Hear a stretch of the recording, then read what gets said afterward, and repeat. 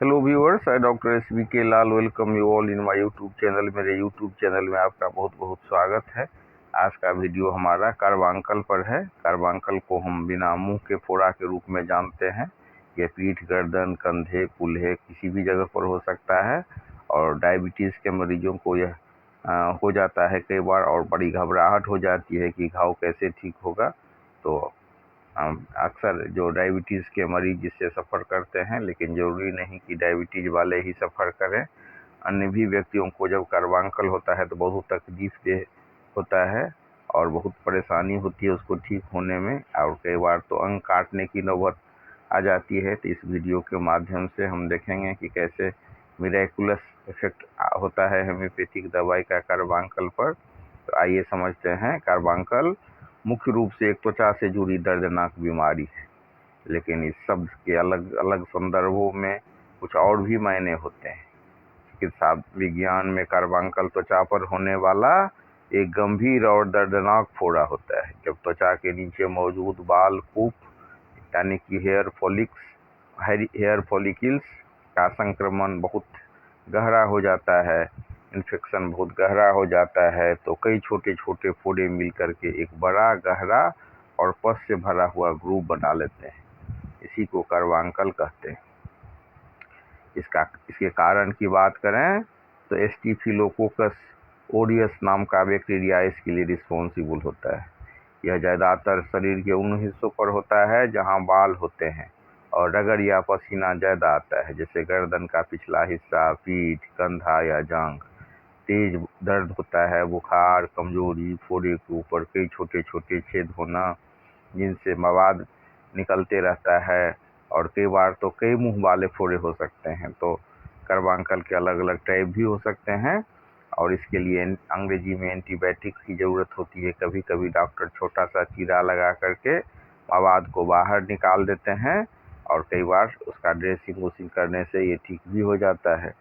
तो बहुत ही तकलीफदेह बीमारी है, तकलीफ देने वाली ये बीमारी है। एलोपैथ में कार्बांकल का इलाज संक्रमण को खत्म करने, दर्द को कम करने और मवाद को सुरक्षित रूप से बाहर निकालने तक केंद्रित होता है, लेकिन यह एक गहरा और गंभीर संक्रमण होता है। कार्बांकल का जब कोई घाव रूप लेता है तो हम समझ सकते हैं कि कई फोड़ा अंदर में मिल गया है, हेयर फॉलिकल्स मिल गया है और जख्म बहुत गहरा और इन्फेक्शन बहुत तगड़ा है। तो इसमें डॉक्टर के देखरेख में इसका इलाज होना चाहिए। और इसमें अगर हम एलोपैथिक दवाई की बात करें तो इसमें मुख्य रूप से एंटीबायोटिक दी जाती है। कार्बांकल मुख्य रूप से चूंकि बैक्टीरिया के कारण होता है तो इसका इलाज भी एंटीबायोटिक दवाई होगी। तो इसमें ओरल एंटीबायोटिक हो सकता है, जिसमें संक्रमण को फैलने से रोकने के लिए डॉक्टर 7 से 14 दिनों के लिए एंटीबायोटिक टेबलेट या कैप्सूल देते हैं, जिसे जैसे एमोक्सिसिलिन या मतलब सिप्रोफ्लोक्सासिलिन या और दूसरे तरह का भी एंटीबायोटिक सब दे सकते हैं। तो इससे कई बार फ़ायदा भी होता है, लेकिन कई बार वो भी जब असर नहीं रहता है तो चीरा लगा करके मवाद निकाल दिया जाता है। ज़्यादातर मामले में केवल दवाओं से कार्बांकल ठीक नहीं होता। डॉक्टर उस हिस्से को सुन करके एक छोटा सा चीरा लगाते हैं। इसके बाद अंदर जमा सारा मवाद और मृत कोशिकाओं को बाहर निकाल दिया जाता है। कार्बांकल में चूंकि बहुत असहनीय दर्द होता है, इसके लिए दर्द निवारक और सूजन कम करने वाली दवाइयाँ भी दी जाती है। वहीं पर अगर हम होम्योपैथ की बात करें, अगर मतलब मुख्य सावधानियां की बात करें तो कहा जाता है कि इसे खुद न फोड़ें। गर्म सिकाई, गुनगुने पानी को से आप इसको सेकाई कर सकते हैं। सफाई का ध्यान रखा जाए और मधुमेह वाले जो रोगी होते हैं उनके लिए खतरा बहुत ज़्यादा होता है। फिर अब हम चर्चा कर रहे हैं होम्योपैथिक दवाई का। तो होम्योपैथी में कई दवाइयाँ हैं जो बहुत अधिक फायदा पहुँचाती हैं। तो इसमें लेकिन आप सेल्फ मेडिकेशन से बचें और कुशल चिकित्सक के निर्देशन में अगर इलाज कराया जाए तो कार्बांकल का होम्योपैथी में बहुत अधिक फायदा पहुंचाने वाली दवाइयां सब हैं। तो लक्षण के आधार पर संक्रमण जब दवाई दी जाती है तो संक्रमण यानी कि इन्फेक्शन भी रुक जाता है, मवाद को भी सुरक्षित रूप से ये बाहर कर देता है, और या मतलब सुखाने की आवश्यकता होती है तो सुखा भी देता है। तो ऐसे ही हम कुछ दवाई की चर्चा कर रहे हैं। इसमें सबसे जो कॉमन दवाई है वो है बेलाडोना, हिपर सल्फर और माइरिस्टिका। अगर तीनों दवाइयों को 200 पावर में आधा आधा घंटा पर दिया जाए तो बहुत अधिक फायदा होता है। और अगर पस जैसा ज़्यादा आ रहा है तो एक दवाई उसमें मैं और जोड़ देता हूँ, गन पाउडर। लेकिन गन पाउडर 30 पावर में ही शुरू में दिया जाता है। तो इस तरह से आपको बेलाडोना, माइरिस्टिका और उसके अलावा गन पाउडर काफ़ी अधिक फायदा पहुंचाने वाली दवा है। और हिपर सल्फर जब ज़रूरत के हिसाब से जब इसमें हम जोड़ देते हैं तो बहुत अधिक फायदा होता है। फिर पस उस निकल जाने के बाद कभी कभी साइलेसिया जैसी दवा की भी आवश्यकता होती है।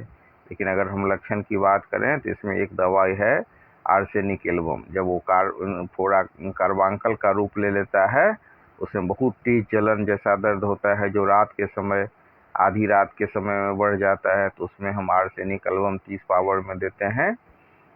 और जो मुख्य दवाइयाँ हैं कार्बांकल का, उसके साथ इसको दे सकते हैं और बहुत अधिक तो आर्सेनिक एल्बम जैसी दवाइयाँ बहुत अधिक फायदा पहुंचाने वाली दवा है ये। तो जो दवाई सब प्रिस्क्राइब्ड है होम्योपैथी में, तो कुशल चिकित्सक के निर्देशन में तो दवाई लेना चाहिए। लेकिन इस दवाई पर भी विचार करना चाहिए। मरीज को अत्यधिक कमजोरी हो सकती है, बेचैनी, थोड़ी थोड़ी देर पर प्यास लगना, और गर्म पानी से जब सिकाई करते हैं या गरम दूध देते हैं तो उसको काफ़ी अधिक फायदा पहुंचाता है। तो घबराहट, बेचैनी, मृत्यु का भय जैसे भी लक्षण हो सकते हैं तो इसमें आर्सेनिक एल्बम बहुत अधिक फायदा पहुंचाती है। फिर हम देखते हैं कि कार्बांकल का रंग बदलने लगता है और रंग जब काला या बैंगनी या नीला जैसा हो जाता है, पर्पलिश ब्लैक जैसा, तो इसमें हम लेकेसिस दवाई देते हैं। और लेकेसिस ज़्यादा नहीं देने की चीज़ है, उसको हम 200 पावर में एक आध खुराक देते हैं और आप देखते हैं कि दवाई देते ही आराम पड़ जाता है। लेकिन एक ध्यान रखने वाली बात है कि लेकेसिस और बेलाडोना एक दूसरे का काट होता है। तो जब हम लेकेसिस देने की आवश्यकता पड़ती है तो फिर तुरंत बेलाडोना नहीं देते। और इसमें देखते हैं हम कि काफ़ी दुर्गंध युक्त स्राव हो सकता है, जो सिक्रेशन होता है वो बहुत, उसमें आप देखिएगा कि दुर्गंध है और खून भी आ सकता है। तो उसमें लेकेसिस एक खुराक दिया जाता है। और प्रभावित हिस्सा को जब हम छूते हैं तो बहुत ही संवेदनशील होता है, मरीज को कपड़ा या हल्का सा भी दबाव बर्दाश्त नहीं होता है। फिर हमने चर्चा किया हिपर सल्फर का। तो हिपर सल्फर में के लक्षण की बात करें तो चुभन जैसा तेज दर्द होता है और अंदर लग रहा है कि कोई कांटा या कांच चुभ रहा है, तो उस लक्षण में हिपर सल्फर देते हैं। और हिपर सल्फर की खास बात है कि ये फोड़ा को फाड़ भी देता है, पस भी निकाल देता है, और कभी कभी अगर मतलब ज़रूरत नहीं रहा तो इसके देने से फोड़ा बैठ भी जाता है। और लक्षण की बात करें तो ठंडी हवा या ठंडे पानी से तकलीफ बढ़ती है और गर्म शिकायत से आराम होता है। और इस सब के बाद एक दवाई है खास साइलेसिया, लेकिन साइलेसिया की आवश्यकता हिपर सल्फर और मार्कसोल के बाद होती है फोड़ा में। तो साथ साथ आप साइलेसिया नहीं दें। जब हिपर सल्फर, मार्कसोल गुजर जाने के बाद भी घाव के हीलिंग में मतलब दिक्कत हो रही है तो साइलेसिया को 3x पावर में बायोकेमिक वाला पोटेंसी में हम दे सकते हैं। यह दवा शरीर के प्राकृतिक तरीके से मवाद को बाहर निकालने के लिए और घाव अंदर से भरने में काफ़ी अधिक सहायक होती है। तो ये दवाई देते हैं। और इसके अलावा एक खास दवाई है टेरेंटुला क्यूबेंसिस। इसको हम कार्बांकल का एकदम जीता जागता नमूना पहुंचा सकते हैं। जब कोई भी दवाई से आराम नहीं हो और बहुत असहनीय दर्द हो और मरीज छटपटाने लगे तो उसमें आप इसको दे सकते हैं। और टेरेंटुला क्यूबेंसिस के मामले में बहुत तेज जलन भी होता है, ऐसे लगेगा जैसे एकदम पूरा आग लगा हुआ है। तो उसमें जब इतना कष्ट हो और बहुत परेशानी हो रही हो और आप हिपर सल्फर, माइरिस्टिका, बेलाडोना सब दवाई दे करके हार गए हों, या कई बार तो आप बहुत तेज जलन के लक्षण में सिर्फ टेरेंटुला क्यूबेंसिस 30 का 1 से 2 खुराक देते हैं तो आपको फ़ायदा महसूस होता है। लेकिन टेरेंटुला क्यूबेंसिस ऐसी दवा है जिसको बार बार रिपीट नहीं किया जाए। अगर एक खुराक दवाई देने से आराम मिला है तो इसके अक्सर को देखें और ज़रूरत पड़ने पर फिर इसका आप यूज कर सकते हैं। और भी कई दवाइयाँ हैं जैसे मतलब इचिनेसिया या गन पाउडर, उसका भी हम उपयोग करते हैं। तो आप बताइए कि वीडियो कैसा लगा।